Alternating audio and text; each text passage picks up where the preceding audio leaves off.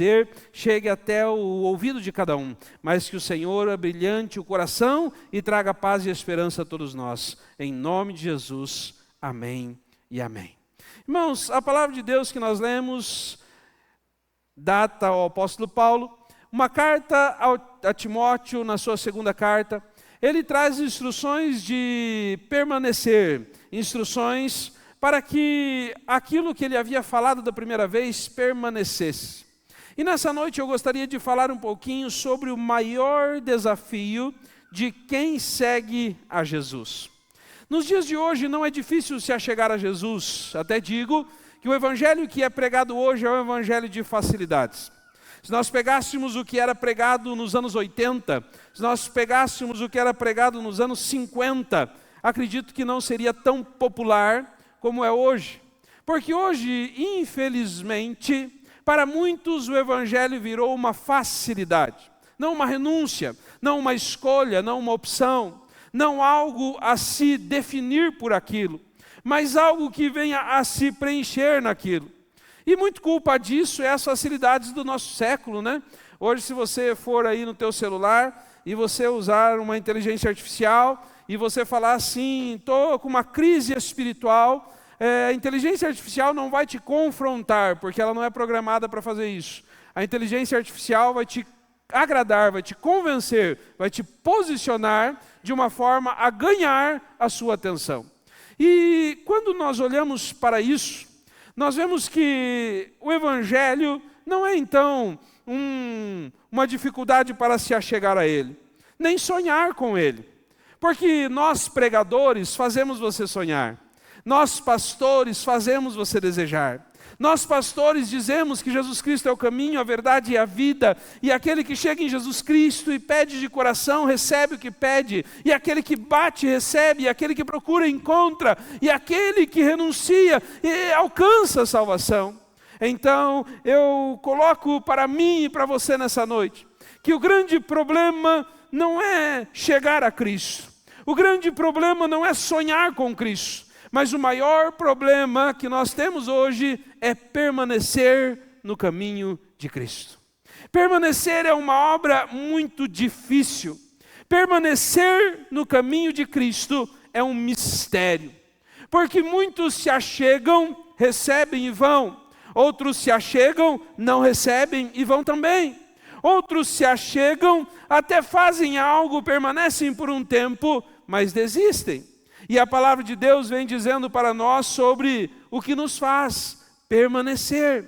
Ou até melhor dizendo, sobre o que nos faz desejar permanecer. Porque uma coisa é nós se achegarmos num lugar, outra coisa é participarmos de um lugar, e outra coisa é desejarmos fazer parte daquele lugar.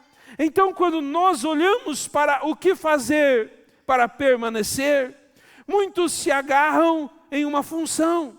Muitos se agarram numa instituição, muitos se agarram numa promessa, muitos se agarram nas obras.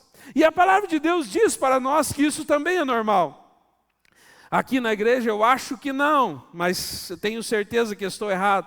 Digo acho que não, por respeito a todos, mas tenho a certeza de que estou errado. Não aqui na igreja, mas vamos falar lá no Japão, sei lá, em qualquer lugar bem distante daqui. Se você chegar para alguém que tem uma função na igreja, você tirar o cargo da pessoa, a pessoa vai embora. Se você tirar a função daquela pessoa, a pessoa fica brava com você. Se você falar para aquela pessoa, ei, vamos mudar de função, aquela pessoa desanima. Muitos e muitos anos, eu assisti a igreja crescer com o meu pai. E determinada vez eu comecei a mexer no som da igreja. E aí nós tínhamos uma mesa, Roioli, alguma coisa assim, Raioli, alguma coisa assim, uma marca, se Joás lembra dessa mesa. Ela comprou uma mesa que ela tinha 24 canal, mas 24 canal. Era uma mesona, nossa, até foto a gente batia daquela mesa, era mesa de 24 canal. Aí aquela mesa não foi suficiente, nós precisamos trocar a mesa. Compramos uma mesa de 48 canais. Hoje tem 72, é isso? Aquela mesa que a gente comprou tinha 48 canais. Lembra quando ela chegou, o pastor Romeu foi do lado dela, fez um joinha e nós batimos uma foto dele do lado da mesa. Uma mesa de 48 canais. Aí um certo dia eu comecei a mexer no som, e aí eu perguntei para o pai, por que tem tanta gente no púlpito? Dá muito serviço, tem muito microfone, tem muito instrumento. Tinha 9 cantando, acho que a Esther lembra desse tempo, 9 cantando. Tinha 2 tecladistas, tinha 3 guitarristas, só não tinha 2 baixistas, né? Só não tinha 2 baixistas e 2 bateristas, esses eram os exclusivos, mas o resto era bastante. E tinha mais uns perdidos lá. Tinha dos tamborzinhos, da percussão, né? Tinha um outro que colocava um negócio no meio das pernas, que eu não sei o nome, e ficava fazendo assim, tal. Então era uma loucura. E eu perguntei para o pai, para que tanta gente? Dá muito serviço, tem muita coisa para fazer. O pai olhou para mim e falou assim, não, filho, você tem que entender que se a gente não fizer assim, eles não ficam na igreja. E a gente tem que fazer assim para eles ficarem na igreja. A gente tem que dar um cargo, tem que dar um microfone, tem que dar uma função para eles permanecerem. E aí chegava na hora de ler no final do ano, lia o nome das diaconisas, eu lembro disso. Lia o nome das diaconisas. E aí nós tínhamos, está lá na Lúcia, lá lembra da história, nós tínhamos mais de 100 diaconisas, né, Ana? Mais de 100 diaconisas. Lia o nome de 100. E eu chegava para a Joseli, que era a líder das diaconisas na época, falava, quantas trabalham? E ela falava assim para mim, umas 25. E eu falava, mas por que ler 100? O pai falava assim para mim, porque se você não lê o nome dessas irmãs, no final do ano, as irmãs não continuam trabalhando na igreja, elas não ficam na igreja, elas não vêm na igreja. E eu pensando, não pode. E quando eu assumi o primeiro ano na igreja, há 4 anos atrás, eu fui ler o nome dos diáconos, e eu chamei, acho que era o Wagner, líder dos diáconos, chamei o Wagner, líder dos diáconos, e falei, Wagner, quem realmente trabalha? E o Wagner me complicou, porque ele passou uma relação de nome para mim, ele falou assim, esses aqui trabalham, e eu não sabia da relação outra que tinha. E aí eu cheguei e li a relação dos diáconos, e eu li a relação, para mim tudo normal, a gente ungiu os diáconos. No outro dia, bate na porta da minha casa, eu ainda morava aqui, um irmãozinho da igreja, muito velho, muito experiente, né? Um irmãozinho da igreja muito experiente, e falou assim para mim, pastor, estou saindo da igreja. Daí eu falei assim, por que o senhor está saindo da igreja? Daí ele falou assim, porque ontem eu vim no culto. O único culto que eu vi no ano passado inteiro, pastor. E eu olhei para ele e falei, que benção, né? O único culto que eu vi no ano passado inteiro. E o senhor não me colocou de diácono, e eu vim de roupa. E a minha família estava aí. E eu passei vergonha, porque o senhor não chamou o meu nome como diácono. Então eu não venho mais na igreja. E aí ele pegou o envelopinho de camurça, né? E girou assim para mim e falou assim, e é o último dízimo que eu estou dando para o senhor. Eu falei assim, então o senhor já dê para outro lugar para o senhor, está indo sem problema nenhum. Irmãos, por que eu estou dizendo essa história e por que eu estou falando desta forma? Porque muitos precisam do trabalho, das obras para permanecer. Muitos precisam da função para estar. Muitos precisam do chamado ativo para fazer. Outros não, outros tanto faz como tanto fez. E aí nós chegamos neste texto que Paulo fala, e ele remete a isso. Ele fala sobre as obras falidas, sobre as obras mortas, sobre as obras que não constroem é fogo, né? Não constroem um futuro, não se estabelecem num futuro. Quando eu era menino, pensava como menino, sabe como que eu fazia como menino? Trabalhava na Audiofilme com 14 anos de idade, do meu cunhado José Augusto. Trabalhava colocando isofilme e colocando alarme em carro. Irmão, você não sabe a raiva que eu tinha dos carros Clio. Alguém conhece o Clio? Aquele Clio da Renault? O Clio tem um vidro traseiro que ele é torto o vidro. Para pôr isofilme naquele vidro, dá vontade de quebrar o vidro, né? Você quebra o vidro e fala para o cliente, não deu, o vidro quebrou. É um vidro que levava 6 horas para pôr isofilme. Começava de manhã, terminava de noite. 14 anos de idade. Adivinha o meu salário? R$50. R$50 eu ganhava de salário. E chegava no fim do mês, eu colocava as coisas no meu carro, eu ficava devendo. Então eu colocava um alto-falante no meu carro, chegava o José Augusto, hoje meu cunhado, e falava assim para mim, viu, teu salário é 50, mas você gastou 75 no carro que teu pai te deu, então você me deve 25. E aí eu pagava. Um dia eu fiquei muito nervoso, porque eu cheguei em casa para minha mãe e falei assim, mãe, eu fui lá e ele precisa de R$25. Ela já me olhou feia. Falou, por quê, filho? Foi porque eu estou devendo no trabalho. Por quê? Porque eu coloquei o som no carro e estou devendo. Fala lá para o José Augusto, marido. Eu estou devendo. R$25 lá. A mãe olhou para mim e falou assim, mas eu vou matar o Foca. Eu falei, por quê, mãe? Porque os 50 que ele te dá, é eu que dou para ele. Eu falei, não entendi, mãe. Ela falou assim, claro, tinha que arranjar alguma coisa para você fazer da vida. Eu pagava para ele, para você trabalhar. Aí eu me senti desamparado. Aí eu me senti complicado. E eu, eita vida, pensava como menino. Aí fui trabalhar para Minas, né? Não queria ir mesmo para Minas. Aí começou a negociação. Ninguém ia pagar 50 para mim ir para Minas. Me mandaram um preço, eu falei, por esse eu não vou. Antigamente eu pensava como menino. Agora eu comecei a pensar como adulto. Por esse eu não vou. E fui subindo o preço. Irmão, fui para Minas a peso de ouro, você não faz ideia. Né? Se eu aparecer de carro novo é porque foi para Minas, tá bom? Se eu precisar pagar o conserto do velho é porque não deu certo. Não deu a garantia. Mas, para você entender, hoje eu não trabalho de graça. Porque eu cresci. Eu amadureci. E muitas das vezes nós não compreendemos esse crescimento espiritual, porque nós achamos que o crescimento espiritual é subir de cargo na igreja. Achamos que o crescimento espiritual é ter uma posição na igreja. Achamos que o crescimento espiritual é ser dizimista, ofertante, dar as coisas, colaborar, ajudar. Tem gente que eu conheço que mete os pés pelas mãos. Fica sem dinheiro para dar dízimo, dá oferta, fica sem dinheiro, faz das tripas o coração para estar na igreja, briga com a esposa, com o esposo para vir assistir culto. E aí não está entendendo o real propósito de seguir a Jesus Cristo. Por mais que nós façamos, ouça bem, por mais que nós façamos, nunca conseguiremos alcançar o que o Senhor tem para cada um de nós. Você que deseja acompanhar, pega a sua Bíblia, livro de Lucas, capítulo 17, versículo 5. Livro de Lucas, capítulo 17, versículo 5. Uma indagação dos apóstolos ao Senhor. Disseram então os apóstolos ao Senhor, acrescenta-nos a fé. E disse o Senhor, se tiverdes fé como um grão de mostarda, direis a esta moreira, desarraiga-te daqui e planta-te no mar, e ela vos obedeceria. E qual de vós terá um servo a lavrar ou a apacentar o gado? A quem, voltando ele do campo, diga, chegue-te e assenta-te à mesa, e não lhes diga antes, prepara-me a ceia, e cinge-te e serve-me, até que tenha comido e bebido? E depois comerás e beberás tu? Porventura, dá graças ao tal servo? Porque fez o que lhe foi mandado? Creio que não. Assim também vós, quando fizerdes tudo o que foi vos mandado, dizei, somos servos inúteis, porque fizemos somente o que deveríamos fazer. Meus irmãos, quando nós fazemos algo para o Senhor, não existe algo que nós possamos fazer que faça com que a salvação aconteça.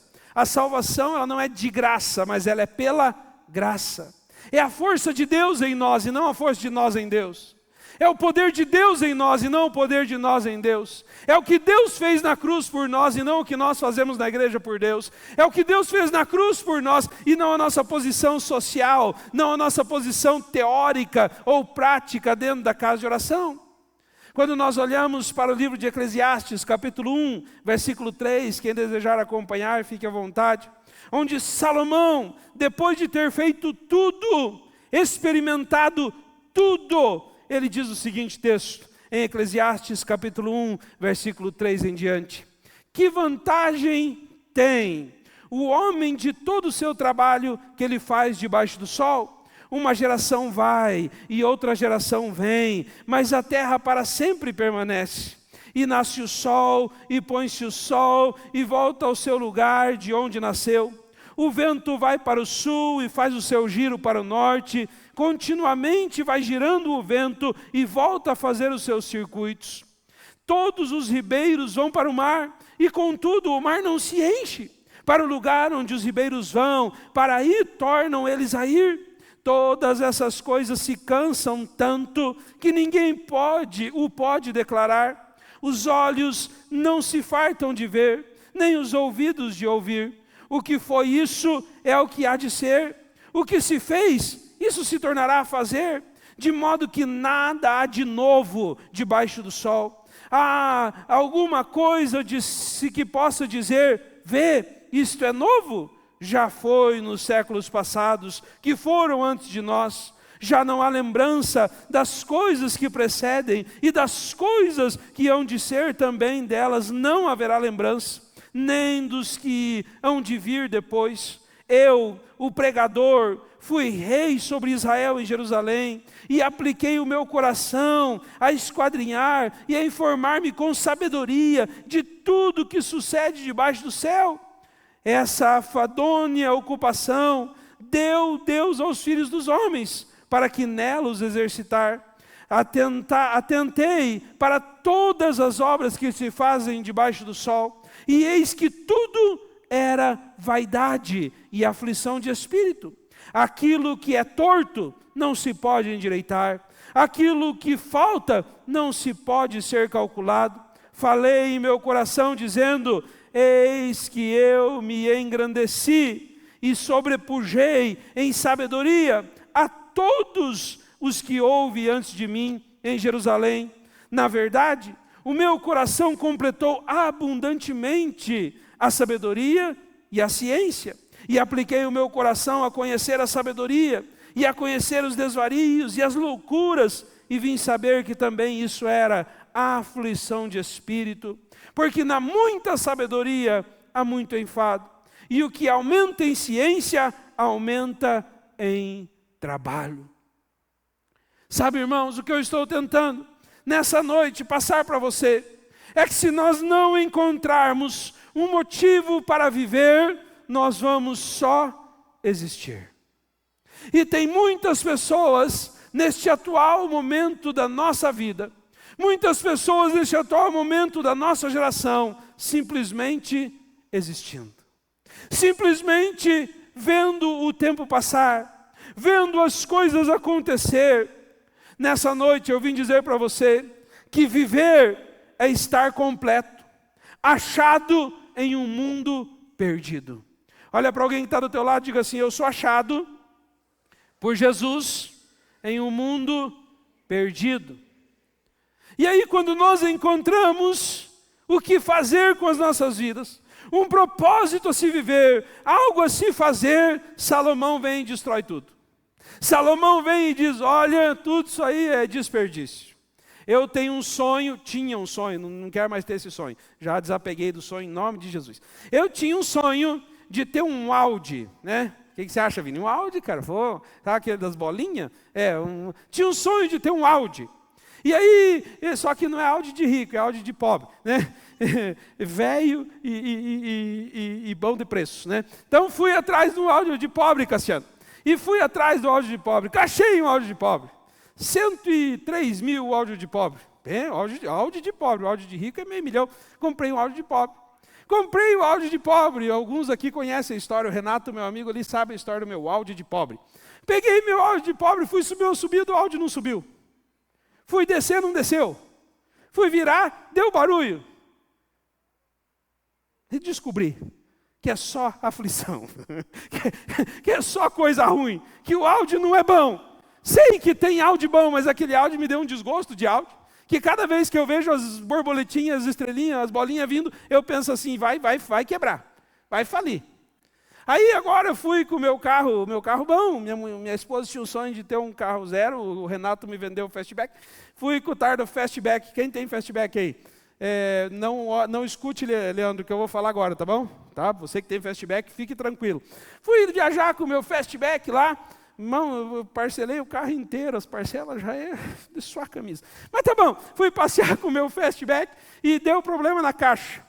Aí voltei com o meu outro carro e vindo, cada vez que eu vejo um Fastback, eu aponto o dedo e falo, vai quebrar.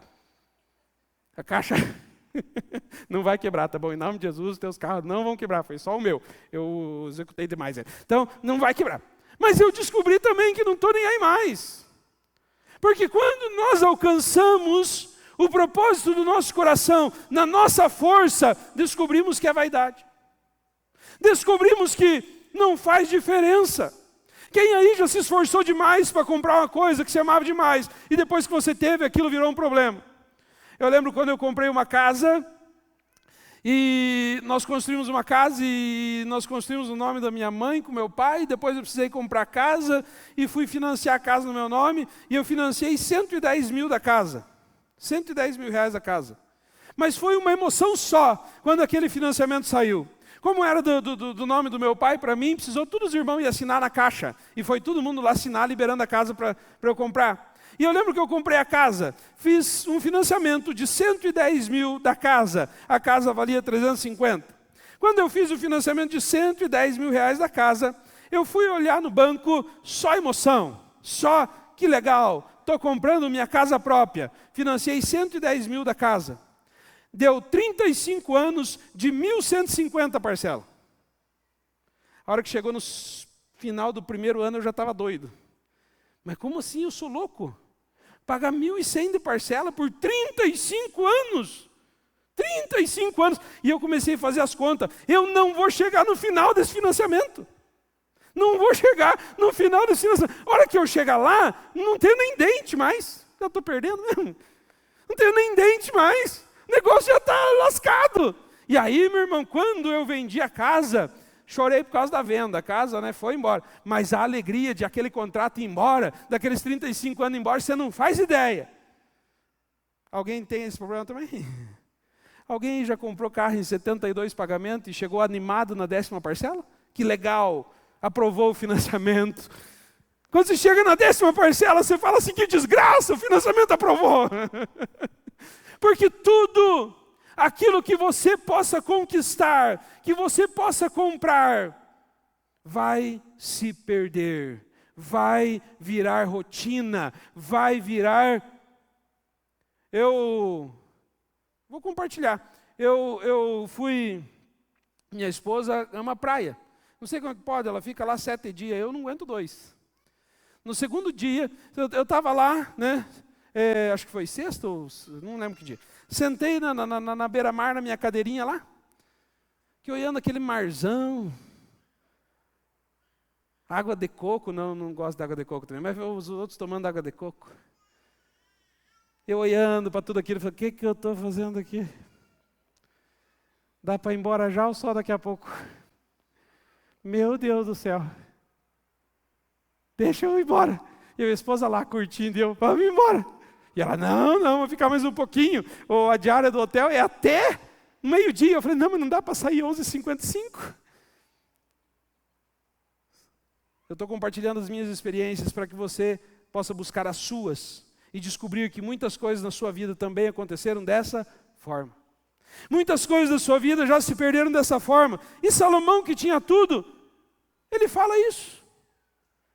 Uma vez eu escutei uma mensagem de alguém falando de Salomão. Não, porque tudo é vaidade. Meus irmãos, Salomão falou que tudo era vaidade montado na grana. Salomão falou que tudo era vaidade tendo 700 mulheres mais 300 concubinas. Salomão falou que tudo era... Macho, cara, imagine Deus. Mas bom demais. Meu Deus do céu. Está aí, vai lá. Então o que acontece? Salomão falou todas essas coisas. Estou enfadado, experimentando tudo. Meu irmão, tem alguém com fome aí? Eu não estou com fome, por isso eu vou deixar você com fome. X-saladão. Aquele x-salada bem gostoso assim. Com alface americana. Hambúrguer. Vamos dar uma melhoradinha, um x-egg com ovão no meio. Do lado daquele x-saladão, uma batata frita. Um copo de coca bem gelada, com pedras de gelo. Você que gosta de limão. Já deu fome, porque me começou a dar. Limão. Já imaginou? Meu Deus do céu. Para você que está com fome, teu estômago roncou. Para você que acabou de jantar, você fez assim. Para você que não come isso faz tempo, se deu, despertou um desejo. Para você que comeu isso ontem, fala, não quero. Tudo que o homem possa conquistar, uma hora ou outra, será apenas algo distante. Quando nós olhamos para a Bíblia Sagrada, no livro de João, capítulo 16, versículo 33, diz: Tenho-vos dito isso, para que em mim tenhais paz. no mundo tereis aflições, mas tende bom ânimo, eu venci o mundo. Irmãos, venceu como? Quando? Por quê? E para quê? Você já se perguntou isso? Jesus venceu o mundo. Venceu como? Por quê? E para quê? Ontem eu fui no casamento cedo, fui para Carambeí numa igreja à tarde e de noite fui num velório. E Carambeí teve um problema numa igreja nossa que deu uma ventania, bateu num vidro, quebrou o vidro. Na quinta-feira, quebrou o vidro e aquele vidro caiu e é uma estrutura grande, cheio de vidro, né? E para os vidraceiros aí, eles não fizeram uma armação atrás, eles só foram montando um vidro em cima do outro, né? Então o vidro de cima, ele era sustentado no de baixo, né? Pense no rolo. E aí caiu uma pedra no primeiro vidro, na quinta-feira à tarde. E caiu uma pedra no primeiro vidro e caiu tudo, né? Desarmou todos os outros vidros. E de repente me ligaram. Pastor, o pastor da igreja, pastor, seguinte pastor, caiu aqui o vidro, eu vou mandar uns vídeos para o senhor, e o senhor tem que resolver para mim. Eu falei assim, tudo bem, faz o seguinte, eu estou muito longe daí, não falei que estava na praia, mas eu estava na praia. Eu estou muito longe daí, faz o seguinte, veja tudo que é preciso, me avise e a gente dá um jeito, vamos resolver o seu problema. De repente eu lá, no tranquilidade do meu descanso, toco o meu telefone, o meu chefe número 1. Ô Romeu, você não está dando atenção lá para Carambeí? Pastor acabou de me ligar aqui, que o negócio lá está feio e você nem lá está. Eu falei, pastor, o senhor me desculpe, eu estou em viagem, mas já falei com ele no telefone e já estou resolvendo o problema. Daqui a pouco ligo o meu chefe número 2. Ô Romeuzinho, que isso Romeuzinho? Você está fazendo o quê? Você não é o superintendente da igreja? É tua responsabilidade, você vai lá e resolva. E eu, eita glória, falei, estou resolvendo. Não se preocupe, já conversei com o pastor, está tudo certo, tem a solução, já está tudo organizado. Desliguei o telefone e me liga o deputado, o Gilson de Souza. Pastor Romeu, tudo bem? Como que está o senhor aí? Então, pastor, me ligaram da cidade de Carambeí. Juro para vocês que se eu pudesse eu não ajudava. Mas juro, se eu pudesse, eu falava assim, não quero saber de nada, se vire. Aí liguei para Carambeí e falei, gente, que se acalme, vai lá, resolve, sábado eu estou aí, a gente resolve. Fui lá sábado, cheguei lá, para a manutenção dos vidros, 53 mil reais, para fazer a troca dos vidros, 53 mil reais. O vidro foi colado, tinha que tirar vidro, problema, dificuldade, então 53 mil reais. Aí eu olhei bem para o buraco, né, para a parede, e falei assim, vamos pôr tijolo. O pastor falou, não, fica feio. Eu falei, não interessa, vai tijolo. Chamei o pedreiro apareceu, cobrou 7 mil para tapar o buraco. Falei, fechou.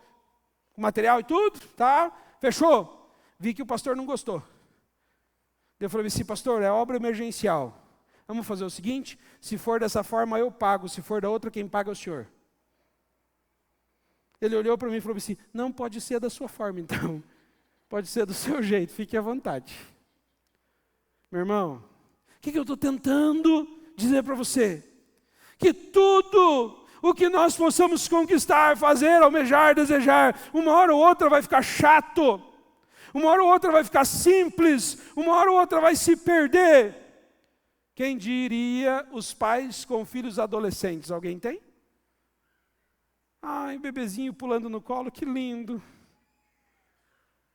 Gente, eu fiquei 4 dias no mesmo quarto com a minha filha, ela queria me matar. Ela chegou a morder meus cabelos. O senhor está me provocando. E eu provocava mesmo. Está lá, porguentinha minha. Eu olhei bem para ela e falei, se vou te apelidar. Ela vai me apelidar de demoinho. Você só me perturba, menina. Ah, mas quando era bebê, isso aqui, ó. Eu estou brincando, ela não é uma demoinha, ela é uma benção. Não vá ser sargadão aí, né? Ela é uma benção na minha vida e acho que eu sou uma benção na vida dela, pelo menos por enquanto. Sei, né? Enquanto não namora, tá bom. Então, tudo vai se perder. Quantos e quantos velórios eu vou e faço de filhos querendo se matar por causa de dinheiro. Dinheiro é uma praga. Deixe conhecimento para os seus filhos, não deixe dinheiro. Porque se você deixar dinheiro, seus filhos vão brigar. seus filhos vão se bater lá, vai virar uma confusão do tamanho do dia inteiro. Vai ter filho querendo matar, vai ter irmão querendo matar irmão, por conta de dinheiro. Não, na minha família não vai ser assim. Experimente para você ver. Experimente. Dê um carro para um filho e não dê outro carro para outro filho, para você ver o que vai acontecer. Não tem filho que não se ciúme. Não tem filho que não pense assim, pro meu irmão deu um carro melhor que o meu. Se você der 2 carros, um vai olhar para o carro do outro e vai falar assim, mas a quilometragem do outro carro que o senhor deu para o outro está mais baixa. E assim vai indo. Tudo vai se perder. Quando nós olhamos para a Bíblia Sagrada, nós dizemos que temos paz, mas a que preço, para quê e por quê? A que preço, para quê e por quê? Venceu o mundo, sim, Jesus venceu. Como, quando, por quê e para que propósito? Encontre o seu propósito, irmão, porque sem propósito você vai encontrar trabalho. Encontre o seu propósito, porque sem propósito a sua vida vai ser enfadada, sua vida vai ser difícil, sua vida vai ser complicada. Eu tenho um problema com um crente. Você conhece algum crente que só reclama? Eu conheço um monte. Depois que eu conheci Jesus, minha vida virou uma desgraça. Pastor, me batizei. E eu me batizei. E tudo começou a dar errado. Nossa, pastor, minha vida virou um problema. Agora é perseguição, é rola, é dificuldade. Eu fico só olhando, porque eu gosto de assistir esse tipo de coisa. Aí o irmão fala assim para mim, pastor, eu vou me tornar dizimista. Eu falo para o irmão, certeza? Certeza, pastor. Aí o irmão me procura e fala, pastor, depois que eu me tornei dizimista, nossa, pastor, o serviço faltou. Não tem mais serviço, pastor. Não tem dinheiro e minhas coisas estragam. O diabo está na minha cola. O diabo está me perseguindo. Conversa besta de cristão que não tem o que pensar, não tem o que fazer e não sabe o objetivo das renúncias. Renunciar o que não te faz bem não é falta, é crescimento e é sabedoria. O problema é que as pessoas não encontraram o propósito. Então a pessoa vem e se batiza. Na semana passada ela estava bebendo, ela estava fumando, aí ela se batiza. E agora na semana depois, ela fica na consciência, eu me batizei. Não posso beber, não posso fumar. Ou melhor dizendo, não devo beber, não devo fumar. E aí, o diabo está me perseguindo. Não é o diabo, cidadão, é você mesmo que tem o desejo de beber e fumar. É você, seu diabo. Peguei pesado agora, né? Perdão. É você mesmo. É você mesmo. Tem coisa que a gente joga nas costas dos outros e é nós mesmos. Mas aí, quando nós iluminamos a nossa vida com a palavra de Deus, descobrimos que aquele que encontra Jesus Cristo como real propósito da vida, ele encontra o quê? Um propósito de vida eterna. Teu carro te leva até onde você puder na terra, tua salvação em Cristo te leva até no céu. Hoje eu conversei com o irmão Josué. Pensa num amigão meu, irmão Josué. Sou fã daquele homem. Ele é bem objetivo em suas palavras, de vez em quando é meio brabo, né, Dani? Mas é bom homem. Aí ele chegou na igreja com o celularzinho na mão. Quando está o jogo do Corinthians? Mas me responda, eu sei que você está assistindo aí na cadeira, dentro da igreja. Chegou lá o irmão, falou, você viu, irmão Josué? O senhor está na igreja, por quê? Daí ele falou assim, eu vim na igreja. Eu falei, mas não tem jogo do Corinthians hoje? Daí ele falou, tem. Daí eu falei, o Kelvin não vem. Está aqui o Kelvin, meu amigo. Eu falei, o Kelvin não vem. O Kelvin vai ficar assistindo o jogo do Corinthians. O Josué olhou para mim e falou assim, pergunta para o Kelvin se o Corinthians vai salvar a vida dele. Escutou, Kelvin? Escutou? Escutou? O Kelvin está aqui. Aplaudiu lá o Corinthians. Não sei quem que aplaudiu, mas aplaudiu, tá bom. Vou tomar água, aproveitar. Ih, perdi. Irmão, deixa eu te dizer uma coisa. Tudo que a gente conquistar vai se perder. No versículo 10 do livro de 2 Timóteo, capítulo 8, diz assim: o que é manifesto agora pela aparição do nosso Senhor Jesus Cristo, a qual aboliu a morte e trouxe a luz e a vida e a incorrupção pelo Evangelho. Diga assim comigo, igreja, a morte não tem poder quando eu encontro Jesus. Compre as coisas, você vai morrer, elas vão deixar de ter valor para você. Compre as coisas, você vai partir daqui, elas vão ser problema na vida de alguém. Faça o que você quiser da sua vida. Conquiste, adquira, voe, faça o que você desejar. Quando chegar o fim de sua vida, nada disso terá valor para você. Nada disso você vai poder levar.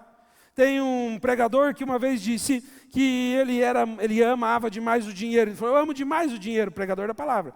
O André gosta muito dele. Amava demais o dinheiro. E quando ele morresse, era para pegar todo o dinheiro e colocar no caixão dele. Colocar no caixão dele. Porque ele ia levar o dinheiro dele. O filho dele fala assim: pai, eu faço. Só que como é muito volume, eu vou pôr um cheque, tá bom?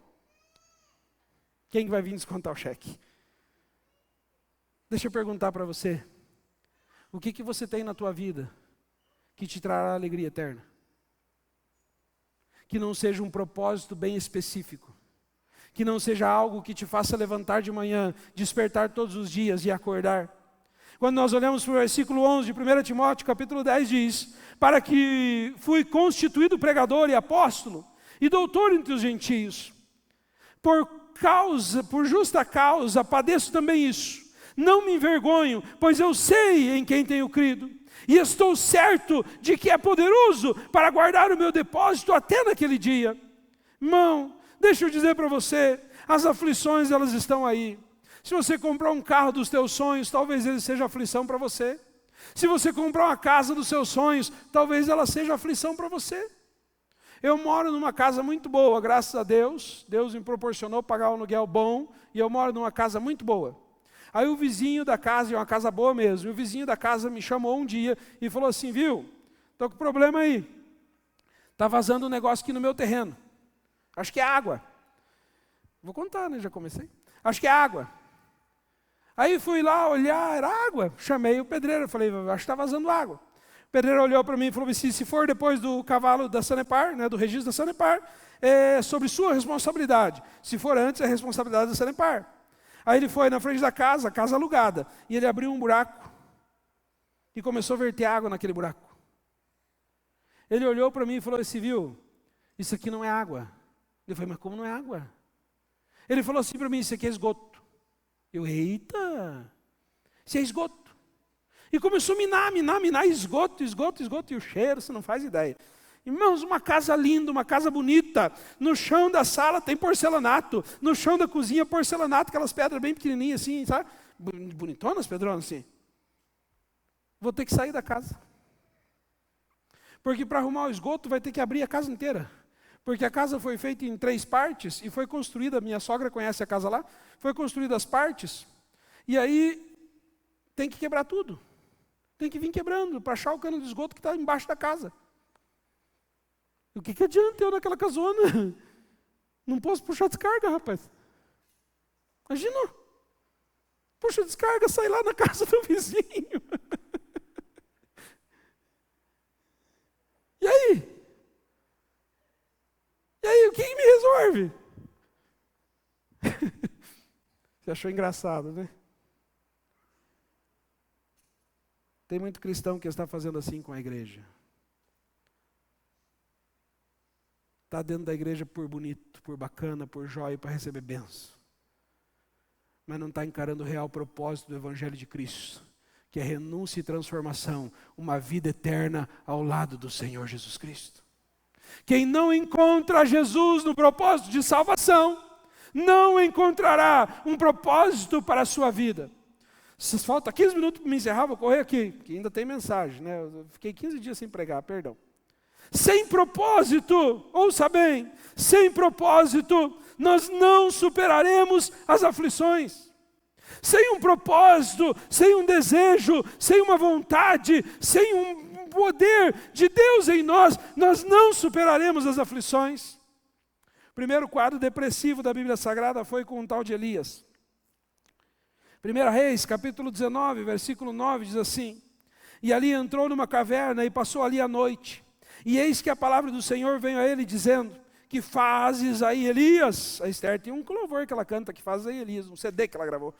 E ele disse: tenho sido muito zeloso pelo Senhor, Deus dos exércitos, porque os filhos de Israel deixaram o teu concerto, derribaram os teus altares e mataram os teus profetas à espada, e eu fiquei só, e buscam a minha vida para me tirarem. Ei, corajoso! E ele disse: sai para fora e põe-te em pé neste monte perante a face do Senhor. E eis que passava o Senhor como um grande e forte vento que fendia dos montes e quebrava as penhas diante da face do Senhor. Porém o Senhor não estava no vento. O Senhor pode não estar no teu culto de quinta-feira, tá bom? Só para te contar. O Senhor pode não estar na hora que você está pedindo algo para Ele, tá bom? O Senhor pode não estar no vento forte. Aí vem o texto e diz: e o Senhor não estava nele. E também veio, depois do vento, um terremoto, e o Senhor também não estava no terremoto. E depois do terremoto, fogo, porém também o Senhor não estava no fogo. E depois do fogo, uma voz mansa e delicada. E sucedeu que, ouvindo a Elias, envolveu o seu rosto na sua capa e saiu para fora. E pôs-se na entrada da caverna, e eis que veio a ele uma voz que dizia: que fazes aqui, Elias? E ele disse: eu tenho sido um em extremo zeloso pelo Senhor, Deus dos exércitos, porque os filhos de Israel deixaram o teu concerto, derribaram os teus altares e mataram os teus profetas à espada, e eu fiquei só, e buscaram a minha vida para atirarem. E o Senhor lhe disse: volta pelo teu caminho para o deserto de Damasco, vem e unge Azael rei sobre a Síria. Partiu, pois, Elias dali e achou Eliseu, filho de Zafate, que andava lavrando com 12 juntas de boi diante dele, e ele estava com a do 10º. Elias passou por ele e lançou a capa sobre ele e morreu. Para você que conhece esse texto, sabe que não é assim, né? Quando Elias lança a capa sobre Eliseu, ele não morre. Mas ele morreu. Morreu. Sabe por que ele morreu? Porque quando ele estava depressivo dentro daquela caverna, um pouquinho antes ele tinha feito parar de chover. E depois de um pouquinho depois disso, ele fez chover de novo. Para bom entendedor, meias palavras bastas, então lá vai. Elias, quando estava no seu propósito, mandava parar de chover e parava. Mandava chover e chovia. Quando Elias não estava no seu propósito, estava depressivo dentro da caverna, Deus tirou ele de lá para a morte. Elias não saiu de lá para fazer grandes coisas. Elias saiu de lá para morrer. Porque quando Elias sai de lá, sem propósito, com propósito, faz parar de chover e faz chover. A mensagem famosa que todo mundo gosta quando prega: viu uma nuvem do tamanho da mão de um homem, é sinal de que vai chover. Foi Elias dentro do propósito. Fora do propósito: a mulher do rei vai me matar. Fora do propósito: estou com medinho, mataram todo mundo, vão matar eu também. No propósito: ei, tragam tudo que vocês têm de valor, vamos oferecer um altar. Fora do propósito: eu não quero sair de dentro dessa caverna. Eu vou reclamar, vou falar 2 vezes. Porque eu li o texto e achou que eu estava lendo de novo, né? Não, ele falou 2 vezes mesmo. Chorou 2 vezes. Quem chora faz assim, sabia? Chora mais de uma.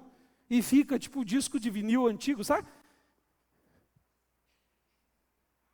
Se você não encontrar o teu propósito específico para continuar no caminho do Senhor, você não encontrará vida, e a morte chegará até você. E a pior morte não é a morte do corpo físico, é a morte espiritual.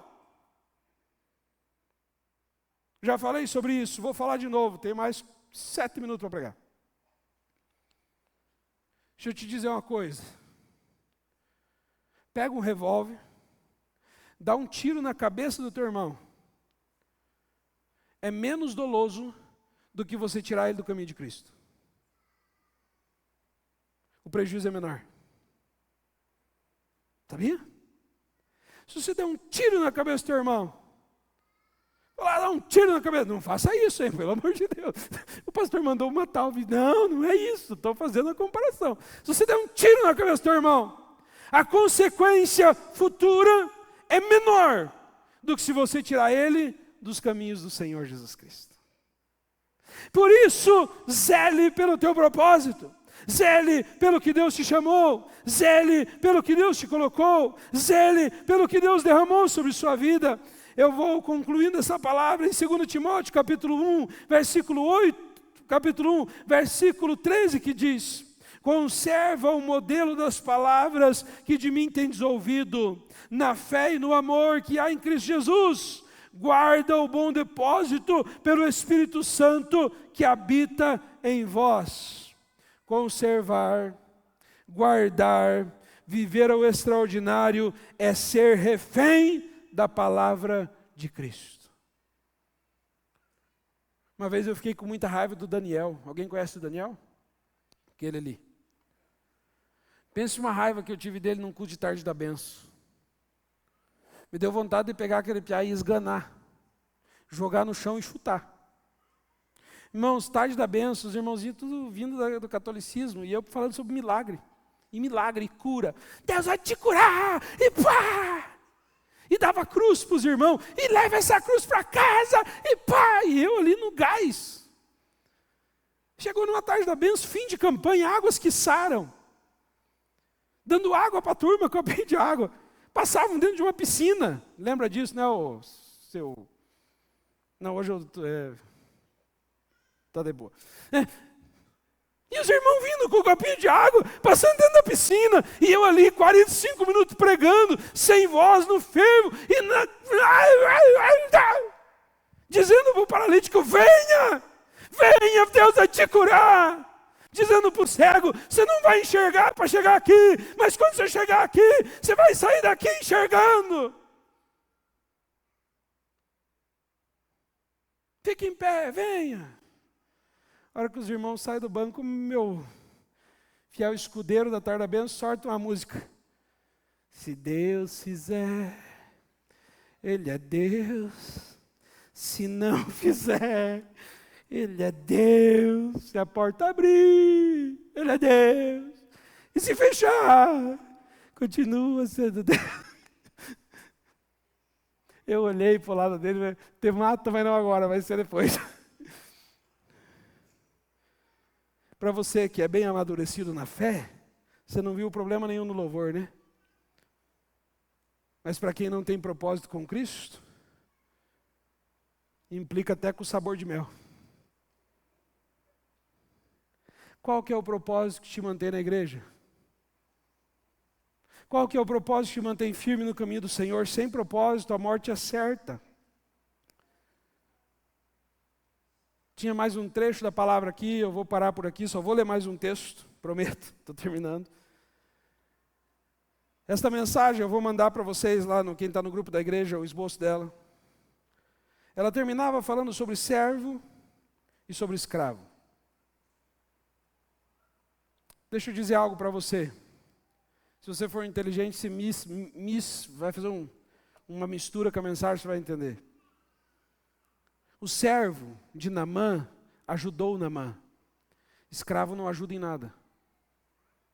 Escravo não é feito para ajudar. Escravo é feito para obedecer. Escravo, ele ouve a voz de comando, sente, ele senta, fica de pé, ele fica. Servo diz ao seu senhor: Pai, com todo respeito, se te pedissem algo maior, você não o faria? O que é então o senhor dar uma mergulhinha no rio ali, Jordão? Escravo vem na igreja por vir, servo vem na igreja para adorar. Escravo encontra-se num cargo, servo encontra-se num propósito. Escravo encontra-se numa função, servo encontra-se no servir ao seu Senhor. E se nós não encontrarmos essa servidão, seremos escravos do Senhor. Gostaria que colocasse no telão para mim terminar uma versão que eu não gosto muito, mas tem gente que é fã. Na NVI, por favor. Consegue para mim? 2 Timóteo, capítulo 1, versículo 13 a 18. Vou concluir com esse texto, prometo. 2 Timóteo, capítulo 1, versículo 13 a 18. Na versão NVI. A irmã vai correr lá e vai pôr para nós. Não gosto muito da versão, mas lá vai. bênção. Siga o modelo da sã doutrina que você ouviu de mim, com fé e em amor em Cristo Jesus. Quanto ao que foi confiado a você, guarde-o por meio do Espírito Santo que habita em nós. Você sabe que todos os da província da Ásia me abandonaram, entre os quais estão Figelo e Hermógenes. O Senhor conceda misericórdia à casa de Onésiforo, porque muitas vezes ele me reanimou e não se envergonhou pelo fato de estar eu preso. Ao contrário, quando chegou a Roma, procurou-me diligentemente até me encontrar. Conceda-lhe o Senhor que, naquele dia, encontre misericórdia da parte do Senhor. Você sabe muito bem quantos serviços ele me prestou em Éfeso. Que Deus seja um motivo para você viver, para que você possa não só existir. Feche seus olhos e pense comigo se você está vivendo ou se você está só existindo. Feche seus olhos e pense se você está só trabalhando na igreja ou se você está servindo. Feche seus olhos e diga a Deus se você encontrou um propósito ou se você está envolto em desculpas.